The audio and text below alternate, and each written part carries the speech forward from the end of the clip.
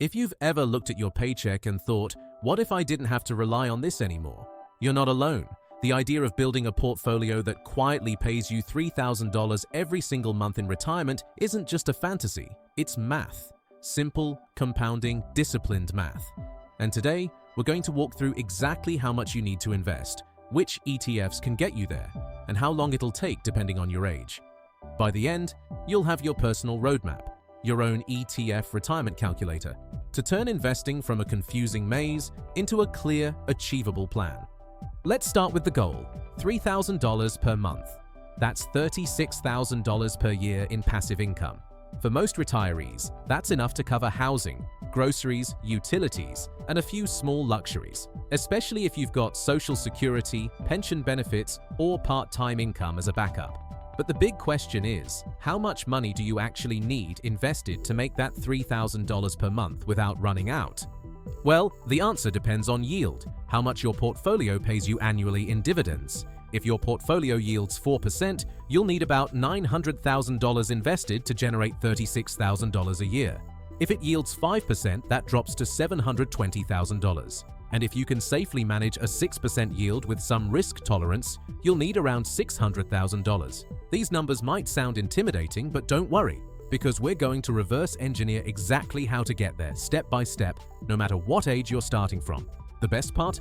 You can build that income entirely with ETFs, funds that automatically give you diversification, monthly dividends, and growth. Let's imagine 3 example portfolios that can generate $3,000 monthly once fully funded. First, a conservative income portfolio targeting a 4% yield. This one's for investors who want lower risk, stable income, and minimal volatility. Think of ETFs like VIG, Vanguard Dividend Appreciation, SCHD, Schwab US Dividend Equity, and BND, Vanguard Total Bond Market. A mix like 50% SCHD, 30% VIG, and 20% BND gives a reliable dividend stream with steady capital preservation. Then there's the balanced portfolio, aiming for a 5% yield, perfect for those in mid-career or approaching retirement. Here, you'd combine something like JEPI, JP Morgan Equity Premium Income, HDV, iShares High Dividend ETF, and VYM, Vanguard High Dividend Yield. You could go 40% GPI, 40% VYM, and 20% HDV, a blend of US blue chips and covered call income.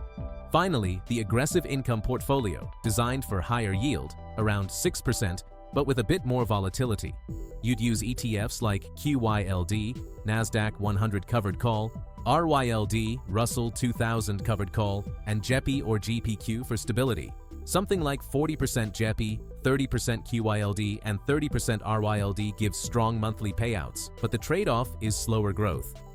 Now that we have our portfolios, let's look at how long it takes to get there depending on your starting point. If you're in your 20s, say 25 years old, and you start with zero savings but commit to investing $1,000 per month in these ETFs, assuming an 8% total annual return, that's growth plus dividends, you'd hit roughly $1.1 million by age 55. That's enough to comfortably fund $3,000 monthly from a 4% yield. And you'd still have room for inflation or future increases. If you can stretch to $1,500 per month, you'd reach that goal in about 23 years. Meaning by your late 40s, you could already be financially independent. That's the power of compounding when you start early. Your money works harder than you do.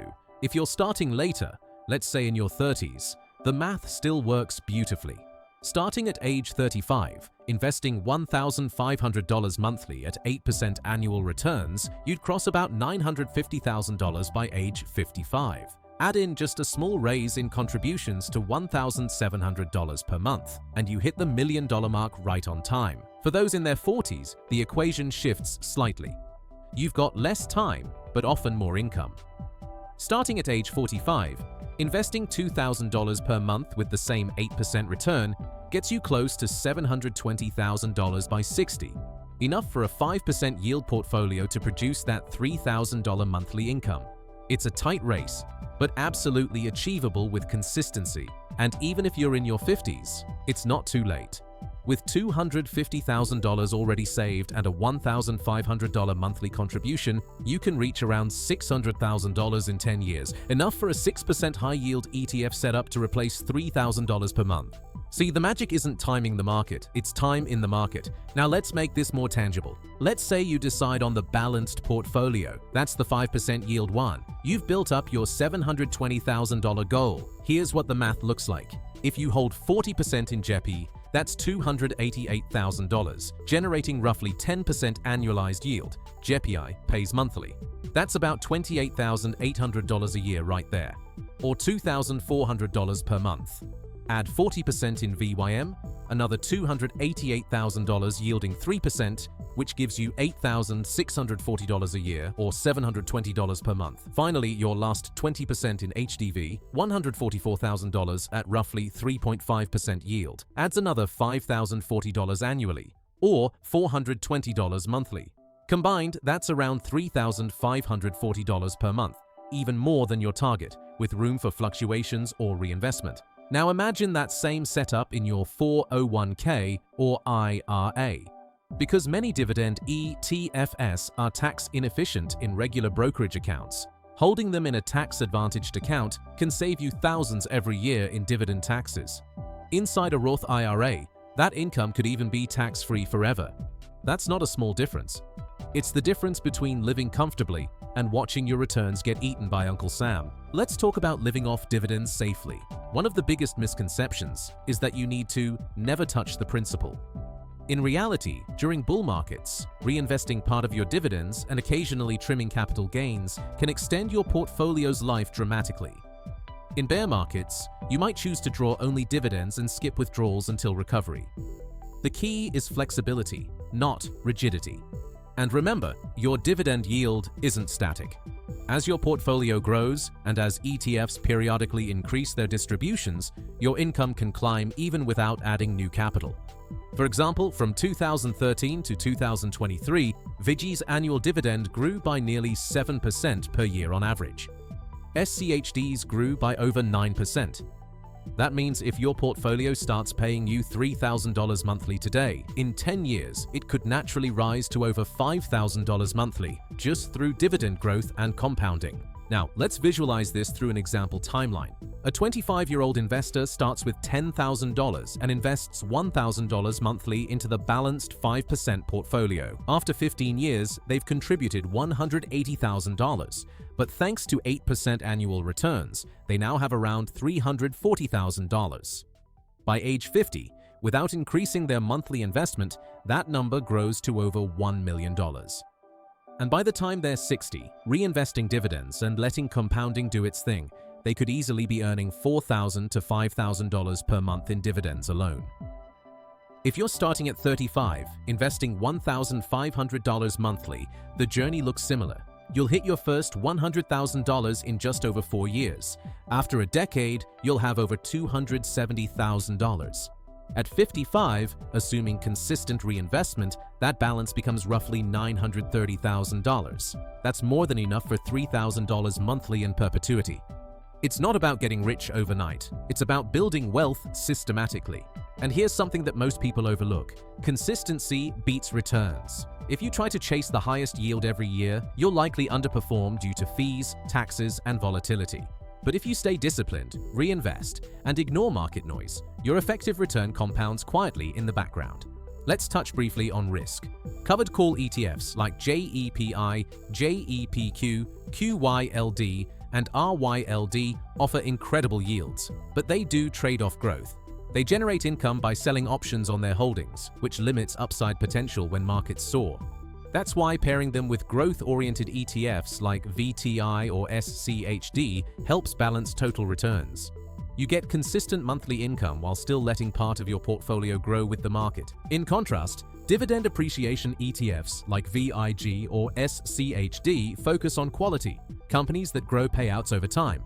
They might yield a bit less upfront, but their growth rate protects you against inflation and future purchasing power loss. The ideal portfolio for most people is a blend of both. Stability from dividend growers and consistent cash flow from covered call income funds. Now, what about inflation? At 3% annual inflation, Today's $3,000 will need to be around $4,800 in 20 years to have the same buying power. That's where reinvestment and growth ETFs come in.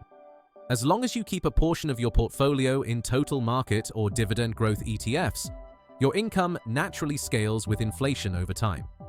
Let's talk about tax efficiency again, because it can make or break your plan. Holding ETFs like JEPI or QYLD in a Roth IRA or 401k is ideal. Those high distributions won't be taxed annually. Meanwhile, dividend growth ETFs like SCHD or VIG can comfortably sit in a taxable account since their qualified dividends are taxed at lower rates. If you're strategic about where you hold what, you can increase your after-tax income by 10 to 20% without changing a single investment. And here's something people rarely think about: healthcare. Once you're living off dividends, you'll likely cross income thresholds that affect healthcare subsidies or Medicare premiums. Planning ahead with a mix of Roth and traditional accounts lets you control how much taxable income you generate each year.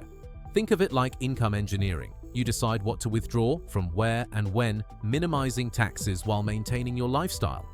Emergency funds also play a role here.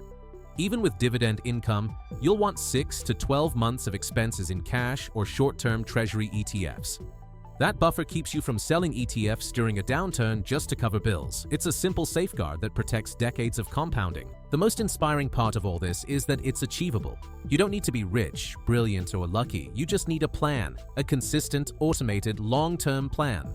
Because time and compounding are far more powerful than any market prediction. Think about it. $1,000 a month feels like a stretch when you start, but it's just $33 a day. That's the price of a few small luxuries: a dinner out, a new gadget, redirected toward a future where you'll never have to worry about money again. Every month you invest, your future self gets closer to freedom. Your dividends begin to cover small bills first, maybe your internet, then your groceries, then your rent, and one day, almost quietly, your portfolio starts paying you more than your job ever did. That's not a fantasy. It's the math of patience. So here's your takeaway. To earn $3,000 per month, you'll need somewhere between $600,000 and $900,000 depending on your yield target. If you're starting from scratch, investing $1,000 to $2,000 a month can get you there in 15 to 25 years. Mix ETFs like VIG, SCHD, JEPI, and VYM to balance growth, income, and safety. Keep costs low, reinvest dividends, and automate everything. Your portfolio will become your paycheck, your dividends will become your financial independence, and your discipline will become your legacy. Because financial freedom isn't about hitting a number, it's about buying your time back. It's about waking up one morning, checking your portfolio, and realizing that it's been working for you all along. And that's the power of the ETF Retirement Calculator. It's not just about figuring out how much you need, it's about realizing that the dream of $3,000 per month isn't impossible. It's inevitable if you start, stay consistent, and let time do what it does best. So start now. Your future self is already waiting for you, and the dividends are too. But here's something a lot of people never calculate: the emotional side of this journey. Numbers tell you how much to save, but your mindset decides whether you actually get there. Because somewhere between your first $1,000 invested and your first $100,000, doubt starts to creep in. You'll have moments where you'll look at your ETF portfolio and think, is this even working? Maybe the market's down, your dividends dip for a few months, or you read a headline saying the economy's doomed again. But here's the truth. Every investor who's ever reached financial freedom went through that same storm of doubt. The only difference between those who made it and those who didn't is patience. The market rewards time, not timing. Let's think about that mathematically. If you invested $1,000 a month for 10 years and earned an 8% return, you'd have roughly $180,000. But the next 10 years, even if you invested the same amount, your portfolio grows to nearly $550,000. You've tripled your wealth in the same amount of time, not because you changed your behavior, but because compounding finally had the chance to snowball. That's why starting early and staying consistent matters more than any single investment choice.